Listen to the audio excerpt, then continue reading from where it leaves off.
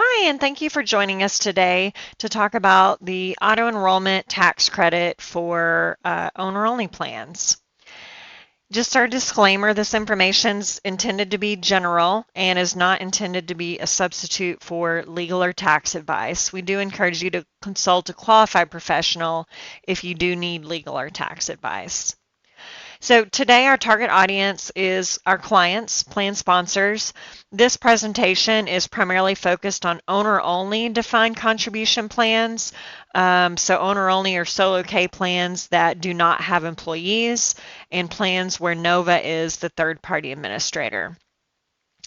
Here's our quick agenda. We're going to touch on Secure 2.0, tax credit and auto-enroll review, and then end with our automatic enrollment tax credit. So as you may have heard, Secure 2.0 was passed in late 2022. It did make sweeping changes to the retirement industry. We waited a year, so a whole year later, in late 2023, the IRS issued a grab bag of guidance. And this guidance gave practitioners additional resources, additional guidance, and information on how to implement some of these changes that were passed.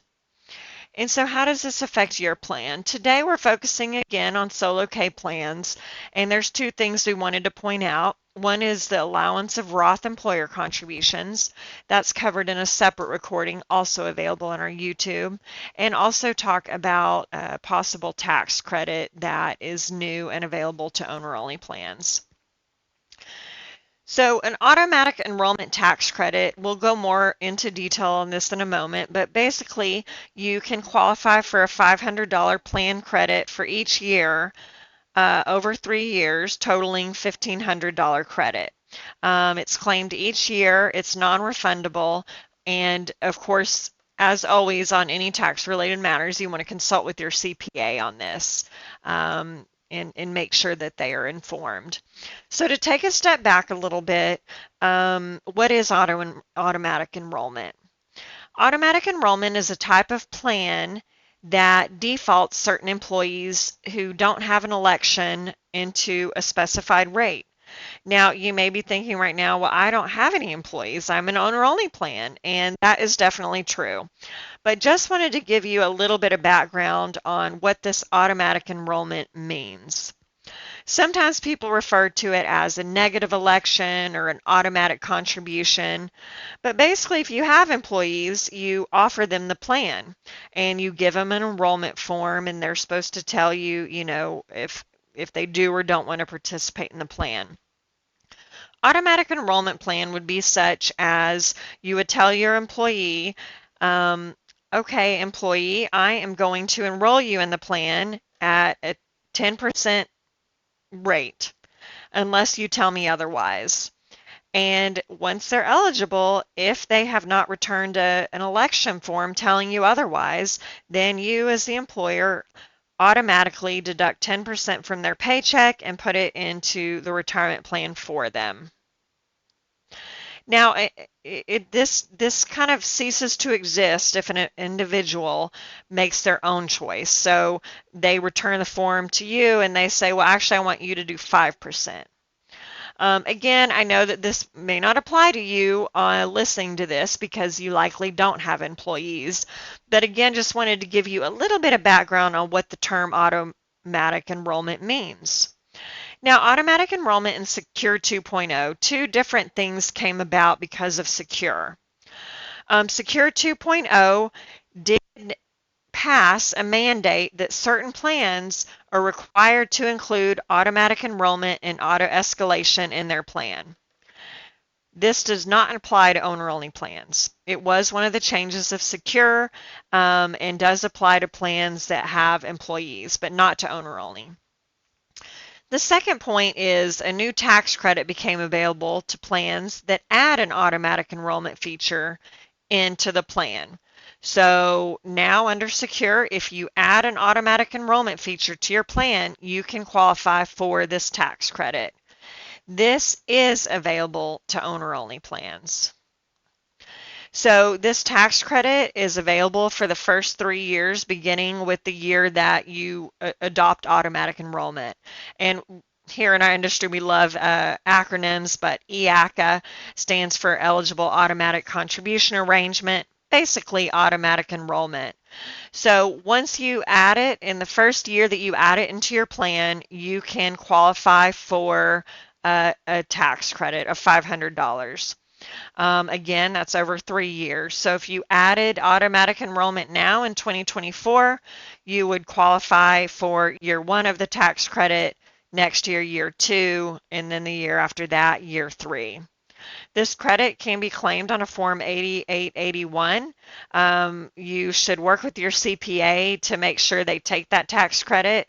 You know, it really depends on your CPA's knowledge base, whether they're aware of that form, but definitely something that you want to make sure your CPA is doing for you. So if you do add automatic enrollment, that you do get that tax credit that you apply.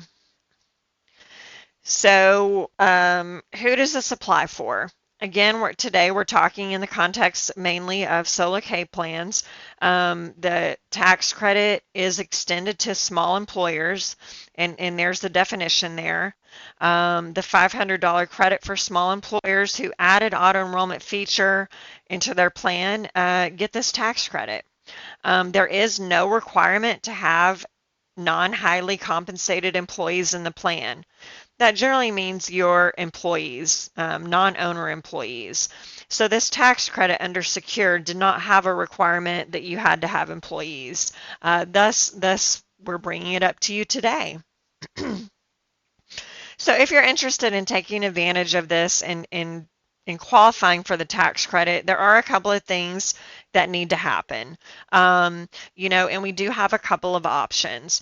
This is not a requirement. You do not have to do this. But in order to take advantage of the tax credit, you will need to add the auto-enrollment feature to your plan. Now, generally with plan design changes, there is an amendment required. NOVA generally charges $300 for the amendment. If you do go ahead and elect it now, we are charging a reduced $200 fee through April 26th. So if you want to go ahead and add it now, we will have a $200 amendment fee. After that, after April 26th, you can definitely add it at any time. There's a $300 amendment fee that will be assessed if you add it and do that amendment later. Option 3 is, you know, you don't have to do this now. You can also wait until the next restatement window. So as you may know, every 5 or 6 years, the IRS requires your plan to be restated, and we can do it that time. At that time, there would just be the restatement fee. No additional fees would apply. So you really should, we would encourage you to check with your CPA on the right time to add this to your 401k as far as the tax credit is concerned. If you are interested, you would complete the opt-in form that NOVA is emailing out. So NOVA has emailed out an opt-in link that you can click on and send in a form. You can also reach out to us if you don't have that handy or you would like for it to be resent. After we receive your form back, then we will prepare the amendment to add auto-enroll to your plan, and we will send you the plan documents via DocuSign to go ahead and sign. Once that's officially in, just kind of a good housekeeping item, you want to make sure you, as the owner, have completed a deferral election form. That could just prevent any future compliance issues. Once you have auto-enroll in the plan, you technically are you know, needing to have paperwork for yourself and any future employees that make an affirmative election to defer a certain percentage in the plan. So just good practice to have a deferral election form on file for yourself with whatever dollar amount or percentage you might be electing. And then if you do hire any employees in the future, please notify Nova. This auto enroll could change, and there would be more requirements once you add employees. So it was very important that you let us know if you do hire any employees, especially if they become eligible. And with that, I'll leave you with our question slide. Feel free to reach out to us if you have any questions. SoloK at nova401k.com.